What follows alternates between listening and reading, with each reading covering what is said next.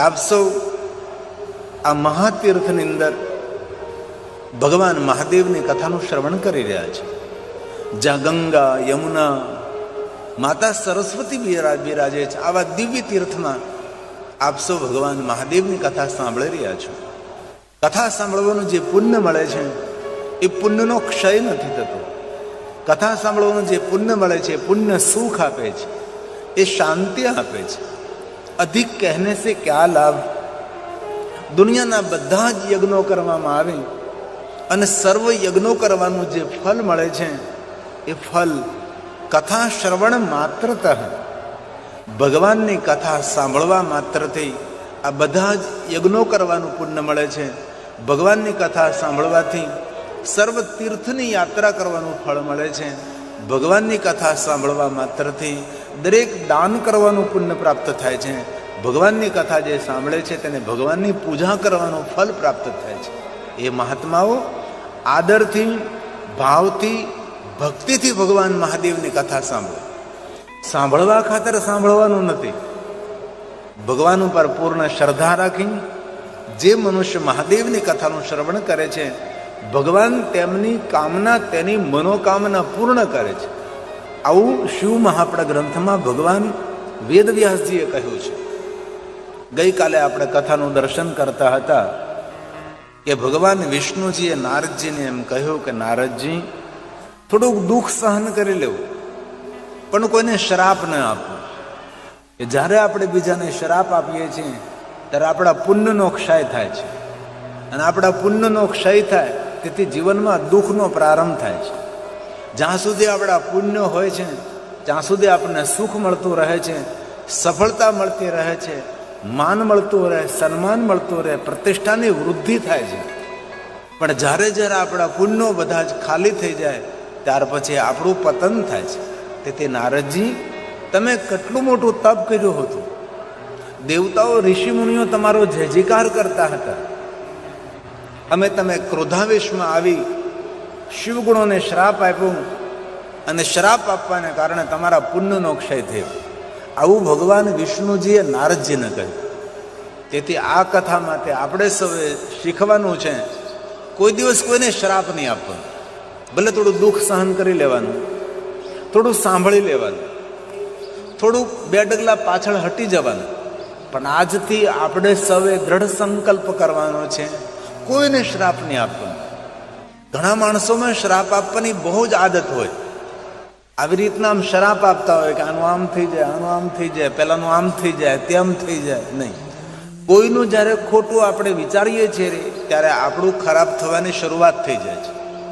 જેટલું બીજા માટે સારું વિચારીએ, જેટલું બીજા માટે સારું બોલીએ, એટલું આપણું કલ્યાણ થાય છે, એટલું આપણું સારું થાય છે. આપણું સારું કરવું હોય તો બીજા માટે સારું બોલવું પડે. આપણું આપણે સારું કરવું હોય તો બીજાનું સારું કરવું પડે. આપણે સુખી થવું હોય તો બીજાના સુખ માટે પણ ભાવ કરવો પડે છે. કારણ કે ભગવાન મહાદેવે સ્વયં વચન આપ્યું છે કે જે માણસ ભાવ કરશે તેવું તેના જીવનમાં બધું જ તેને પ્રાપ્ત થશે. જેથી હૃદયનો જે ભાવ છે એ જ આપણને મળી જાય છે.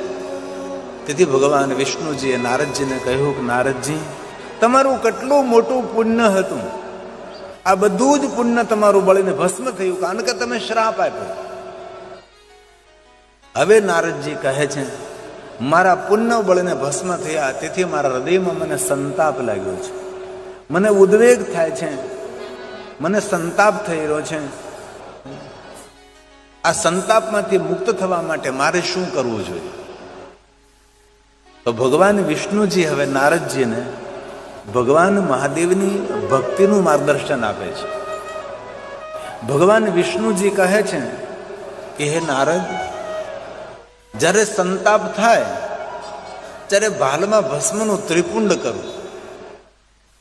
જીવનમાં યાદ રાખવું, ક્યારે આપણને કે હોરવે નહીં, આપણને ગોઠે નહીં, અણગમો થાય, ન ઘરમાં ગમે, ન બહાર ગમે, અંદરથી ભય જેવું લાગે, અંદરથી ઉદ્વેગ થાય, ત્યારે માણસે શું કરવું જોઈએ?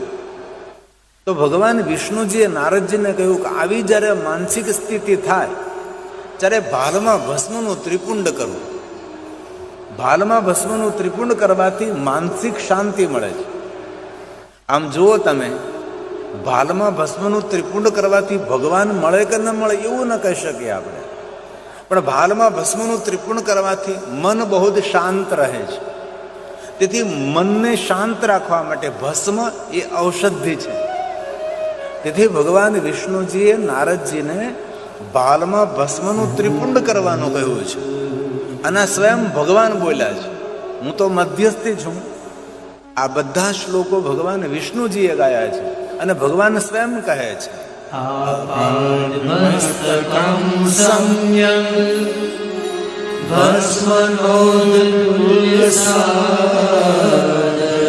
કેટલી સુંદર વાત કરી છે. આદર સાથે, માન સન્માન સાથે તમે ભાલમાં ભસ્મનું ત્રિપુંડ કરો નારદજી, તમારું મન શાંત થઈ જશે. અનુભવ કરી ક્યારેક અખતરો કરવો આપણે કે અંદરથી આમ અણગમો લાગે છે કે ગમતું નથી, જ્યારે ભસ્મ જો ઘરમાં હોય તો ભસ્મનું ત્રિપુંડ કરી લેવું. એ સમયે માનસિક સ્થિતિ આપણે બદલવા લાગે છે. શિવ મહાપડા ગ્રંથમાં ભસ્મનો ખૂબ મોટો મહિમા ગાયો છે. જે મહાત્માઓ ભસ્મના ત્રિપુંડ કરે છે, ભગવાન મહાદેવને ભસ્મનો લેપ કરવામાં આવે છે. મહાભસ્મ છે, શ્રોત ભસ્મ છે, સ્માર્ત ભસ્મ છે, લૌકિક ભસ્મ છે. લૌકિક ભસ્મ કોને કહેવાય? આપણા ઘરના ચૂલામાં જે રાખ તૈયાર થાય અને લૌકિક ભસ્મ કહેવાય. આ લૌકિક ભસ્મનો ઉપયોગ કઈ રીતે કરવો? તો કે આપણા ઘરમાં કોઈ મદિરા પીનારો માણસ આપણા વાસણોમાં ભોજન કરે, કોઈ માંસાહાર કરનારો માણસ આપણા ઘરના વાસણોમાં ભોજન કરે, તે ભોજન જે પાત્રમાં, જે વાસણમાં કર્યું હોય એમને પવિત્ર કરવું પડે. તો પવિત્ર 3 રીતે થાય. આપણા ઠામ વાસણો હોય ઘરના, આ બહેનોના માટે કામનું છે જો કરો તો. એવું કોઈ શરાબ પીનારો માણસ, માંસાહાર કરનારો માણસ, અદૃષ્ટ માણસ આપણા વાસણમાં જમ્યા હોય તો 3 રીતે વાસણને પવિત્ર કરાય. એક તો એ વાસણને અગ્નિમાંથી પસાર કરવું પડે તો એ વાસણ પવિત્ર છે. બીજું, માટીથી તેને આપણે સાફ કરવું પડે તો એ વાસણ પવિત્ર છે. અને ત્રીજું, આપણા ઘરના ચૂલાની રાખથી એ વાસણને ઉટકવું પડે ત્યારે આ વાસણ પવિત્ર થાય. પણ હવે તો બધે હોટલોમાં જમે છે, પવિત્રતાની વાત જ ક્યાં રહી આપણી પાસે? પહેલાં તો આપણા ઠામ વાસણમાં કોઈ જમ્યું હોય તો આપણે એને પવિત્ર કરતા હતા. આટલી પવિત્રતા હતી. તેથી આપણા વિચારોની પવિત્રતા હતી, આપણી વાણીની પવિત્રતા હતી, આપણા વ્યવહારની પવિત્રતા હતી. આ બધી જ પવિત્રતાઓ જતી હતી. તેનું કારણ એ છે, જ્યાં ત્યાં જે તે જગ્યાએ જેના તેના હાથનું આપણે ખાવા મળ્યા. આપણા વડવાઓ કોઈના ઘરનું પાણી ન પીતા. આપણા વડવાઓ કેટલું પવિત્રતાનું ધ્યાન રાખતા હતા. ગામની દૂરો ઠીક છે, હજી થોડું ઘણું રહ્યું છે, પણ શહેરીકરણમાં તો બધું વિખાઈ ગયું. તો ઘરના ચૂલાની રાખ છે, તેનાથી વાસણો પવિત્ર થાય. તેને લોકાગ્નિજનિત ભસ્મ કહેવાય, જેને આપણે ઘરના ચૂલાની રાખ કહીએ છીએ. પછી સ્વલભ ભસ્મ, આ બધું બહુ મહિમા છે, પણ એ બધું મહિમા આપણે આમ બહુ સમજવાની, બહુ ઊંડા ઉતરવાની જરૂર નથી. સાંભળવું જોઈએ. પણ ભગવાનને કઈ ભસ્મ ચડે? તો કે શિવાગ્નિજનિત ભસ્મ, વેદાગ્નિજનિત ભસ્મ, દેવાગ્નિજનિત ભસ્મ. દેવતાઓના મંત્રો દ્વારા જે યજ્ઞ કરવામાં આવે છે, જે ભસ્મ તૈયાર થાય તેને દેવાગ્નિજનિત ભસ્મ કહેવાય. વેદોક્ત મંત્ર બોલીને જે ભસ્મને તૈયાર કરવામાં આવે છે પવિત્ર વૃક્ષના કાષ્ટમાંથી, તેને વેદાગ્નિજનિત ભસ્મ કહેવાય છે. આ બધી જ ભસ્મનો મહિમા છે. અને શિવજીના વિશેષ પ્રકારે મંત્રો બોલી જે ભસ્મ તૈયાર કરવામાં આવે તેને શિવાગ્નિજનિત ભસ્મ કહેવાય છે. એ ભસ્મનો લેપ ભગવાન શિવજીને પણ કરી શકાય છે અને ભસ્મ આપણા ભાલમાં પણ આપણે ધારણ કરી શકીએ છીએ. શિવ મહાપડા ગ્રંથમાં શૌનકાદિ મહાત્માઓએ સૂત પુરાણને કહ્યું છે, તદેવ વ્યાસતો બ્રૂહી ભસ્મ મહાત્મે ઉત્તમમ. હે સૂત પુરાણજી મહાભાગ્યવાન વ્યાસ શિષ્ય નમોસ્તુતે. ભગવાન મહર્ષિ વેદવ્યાસજીના તમે શિષ્ય છો, એટલે અમે તમને પગે લાગીએ છીએ. તમે અમને સુંદર સુંદર ભગવાનની કથા સંભળાવો. આવી રીતે પ્રયાગ તીર્થમાં શયનકાદી મહાત્માઓ સૂત પુરાણનું સંબોધન કરે છે. સૂત સૂત મહાભાગ વ્યાસ શિષ્ય નમોસ્તુતે તદેવ વ્યાસતો બ્રૂહિ ભસ્મ મહાત્મન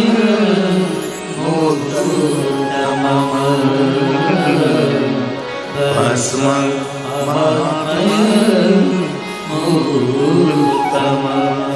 ઉત્તમમાં ઉત્તમ ભસ્મ મહાત્મે આપ મને સમજાવો. જ્યારે શુદ્ધ પુરાણજીએ કહ્યું છે દ્વિવિધમ ભસ્મ સંપ્રોતમ સર્વ મંગલમ પરમ.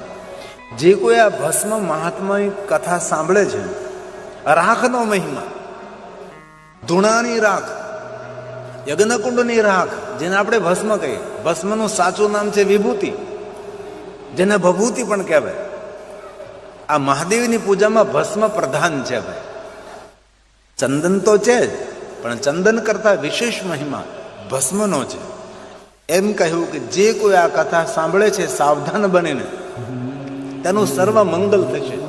આ કથા સાંભળવાથી શું થશે? તો કે મંગલ થશે, શુભ થશે આપણું. આવું ભગવાનને વચન આપ્યું છે. તેથી ભગવાન વ્યાસજી બોલે છે સંપ્રોક્તમ સર્વમંગલમ પરમ. તેનું મંગલ થશે. તદ પ્રકાર સાવધાન તયા શૃણુ સાવધાન સાવધાન તયા શુણુ. તમે સાવધાન બને સાંભળો. હું તમને ભસ્મનો મહિમા સમજાવું છું. બ્રાહ્મણ, ક્ષત્રિય, વૈશ્ય, સ્ત્રી, બાળક, બ્રહ્મચારી, ગૃહસ્થ, વાનપ્રસ્થી, સંન્યાસી, વ્રતી, આ બધા જ ભસ્મ ધારણ કરવાના અધિકારી છે. જેના ભાલમાં ભસ્મનું ત્રિપુણ્ય ન હોય તેનું કપાળ અમંગળ માનવું. તેથી ત્રિપુંડ તો ન કરી શકે, પણ ભસ્મની બિંદી તો જરૂર કરવી જ. આપણને સારા વિચારો આપે, આપણું શુભ કરે, આપણું મંગલ કરે. કાંઈક તો તથ્ય હોય છે ને, તો જ આપણા પુરાણોમાં આ બધું કહ્યું હોય ને કે આમ નામ તો આપણે ઋષિમુનિઓ કંઈ ગાયું ન હોય. અને બહુ સરસ વાત કરે છે, ભસ્મની નિંદા કરનારું માણસ નરકમાં પડે છે. તેથી કોઈ દિવસ ભૂલથી પણ ભસ્મની નિંદા ન કરે, અને ભસ્મ ધારણ કરનારા માણસોની નિંદા ન કરે. તેથી આપણે ભસ્મનું ત્રિપુર્ણ કરીએ તો આપણે ખૂબ મંગલ છીએ, પણ ન કરી શકીએ ને કોઈ ભાલમાં ભસ્મનું ત્રિપુર્ણ કર્યું હોય તો તેની નિંદા ન કરે. હવે ભગવાને એમ કહ્યું છે, યાની તીર્થાની લોકેસ્મિન ગંગાદ્યા. જેટલી પવિત્ર નદીઓ છે એ પવિત્ર નદીઓમાં સ્નાન કરવાનું જે પુણ્ય મળે છે એ બધા જ પુણ્યો ભાલમાં ભસ્મનું ત્રિપુંડ કરવા માત્રથી મળે છે. તમે જો વિચારો તો કરાવવા આ શિવ મહાપુરાણમાં કેટલું સરસ મજાનું કહ્યું છે. જે માણસ લલાટે સ્ત્રીમુંડકમ, લલાટમાં જે ભગવાન શિવજીના નામનું ત્રિપુંડ કરે છે, સનાતો ભવતી સર્વત્ર, એ મનુષ્યને બધા તીર્થોમાં નાવાનું ફળ મળે છે. કેટલી સરસ વાત. યાની તીર્થાની લોકેસ્મિન, જેટલા ધરતી પર તીર્થો છે બધા તીર્થોમાં નાવાનું ફળ કોને મળે છે? જે ભાલમાં ભસ્મનું ત્રિપુંડ કરે છે. અને મહાદેવના ભક્તોની શ્રેષ્ઠ કોઈ ઓળખાણ હોય તો ભાલમાં ભસ્મનું ત્રિપુંડ છે. ભાલમાં ભસ્મનું ત્રિપુંડ જો એટલે ખબર પડી જાય કે આ મહાદેવના ભક્ત છે, આ શંકર ભગવાનના ભક્ત છે. એવું પણ શિવ મહાપુરાણ ગ્રંથમાં કહ્યું છે કે કોઈના ભાલમાં ભસ્મનું ત્રિપુંડ હોય એમનું દર્શન કરી લઈ તો આપણે ગંગા સ્નાન કરવાનું ફળ મળી જાય. કેટલો ભસ્મનો મહિમા તમે જોતો ખરા. અને આપણે કોઈ ભસ્મની બિંદી નથી કરતા. ત્રિપુંડ કરવાની વાત તો એક બાજુ રહી, પણ ભસ્મની બિંદી પણ આપણે નથી કરતા. આ કેટલું ઋષિ મુનિઓ આપણા માટે ગાયું છે. આ ભગવાન બોલ્યા છે, હું તો નિમિત્ત માત્ર છું.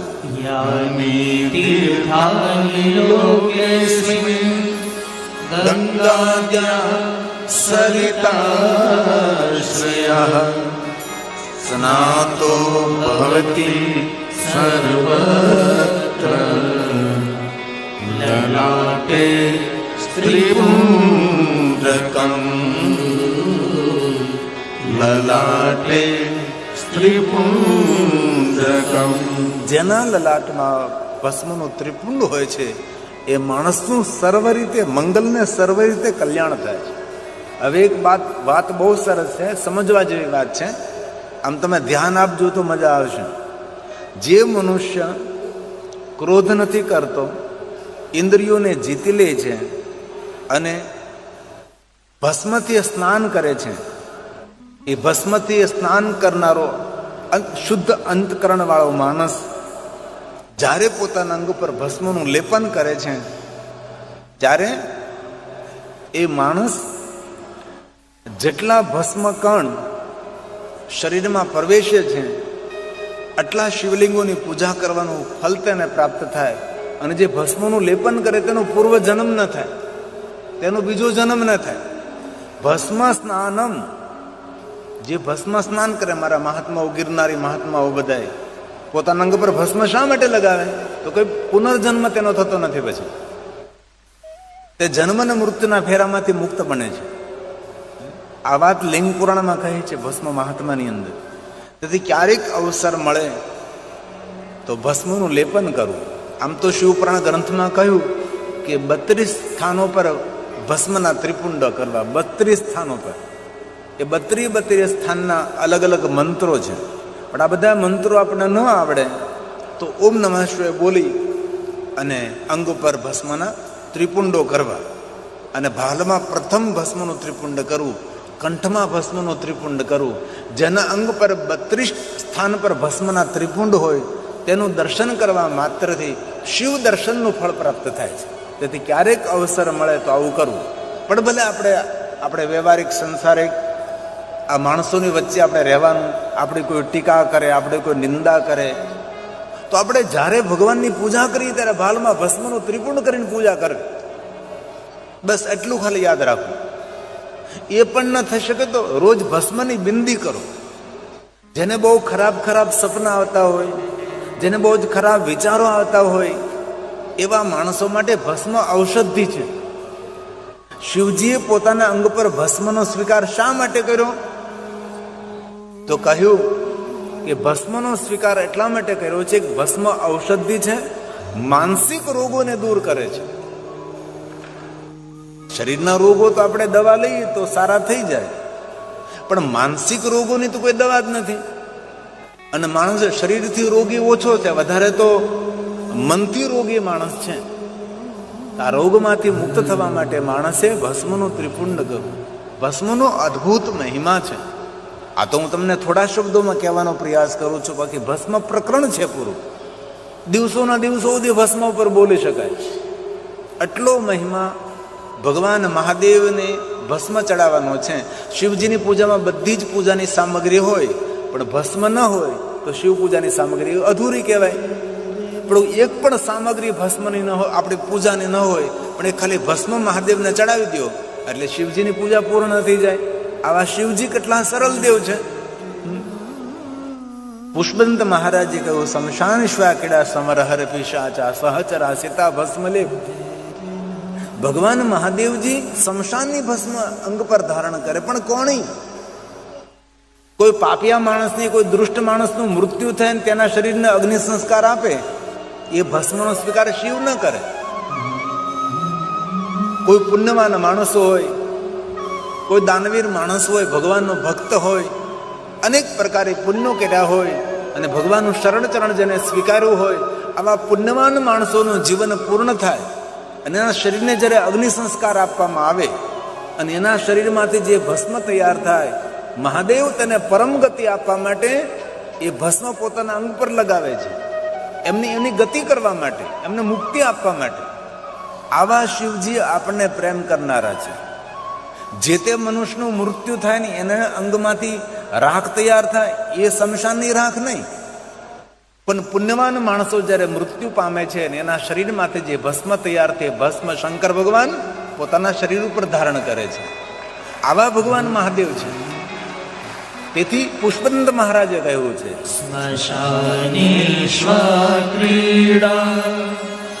स्मर हर पिशाचा सहचरा चिताभस्मलेपः श्रगपिनुकरोटी परिकर अमङ्गल्यं शीलं तव भवतु नामेवमखिलं तथापि स्मर्तॄणां वरद परमं मङ्गलमसि वरद परमं મંગલમસી. મંગલનું ધામ છે શિવજી. આમ જોવામાં અમંગળ દેખાય છે, પણ એમ કહ્યું કે જેમનું નામ લેવા માત્રથી માણસનું મંગલ નહીં પરમ મંગલ થાય એવા ભગવાન મહાદેવ છે. તો પ્રશ્ન એ થયો કે ભસ્મનો સ્વીકાર શા માટે કર્યો મહાદેવજી? તો ભસ્મનો સ્વીકાર એટલા માટે કર્યો છે કે આ દુનિયાને કહેવા માટે કે હે મનુષ્ય, જેટલું થાય તેટલું કરજે, બહુ લુલુપતા નહીં કરતો. અંતે તો આ બધું જ નાશવંત છે. અને આપણે જાણીએ છીએ આપણી આંખ બંધ થતા બધું નાશવંત છે. દુનિયા અને બ્રહ્માંડ તો નાશવંત છે કે નહીં એમાં નહીં પડવું, પણ આપણી આંખો બંધ થઈ જાય એટલે આપણા માટે તો બધું પૂર્ણ જ છે, એમાં કાંઈ આગળ નથી વધવાનું. એટલે મનુષ્ય બહુ લુલુપતા નહીં કરતો, બહુ દોડતો નહીં, બહુ દોડતો નહીં, બહુ વલોપાત નહીં કરતો, બહુ ફાફા નહીં મારતો. તું ભગવાનનું ભજન કરજે.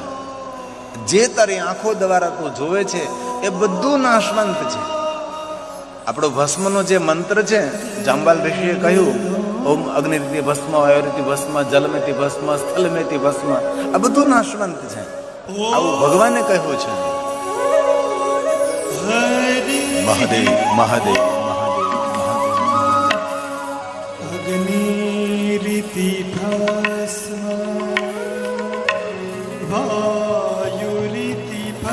વાયુરીતિ ભસ્મ, જલમિતિ ભસ્મ, સ્થલમિતિ ભસ્મ, વ્યોમિતિ ભસ્મ, સર્વગુમ હવાઈદં ભસ્મ, મનયેતાનિ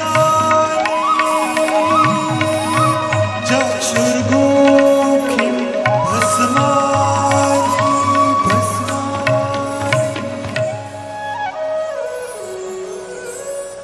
તેથી ભગવાન મહાદેવજી જગતને સાવધાન કરવા માટે પોતાના અંગો પર ભસ્મનો સ્વીકાર કરે છે. અંગે ભભૂત લગાવે ભારી, આપ બેઠા છો આસન વાળે.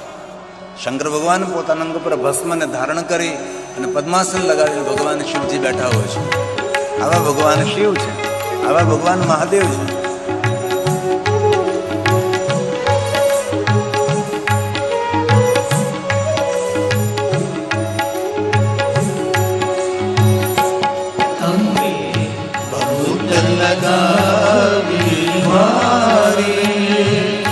અંગે ભભૂત લગાવી ભારી, આપ બેઠા છો આસન વાળી, આપ બેઠા છો આસન વાળી.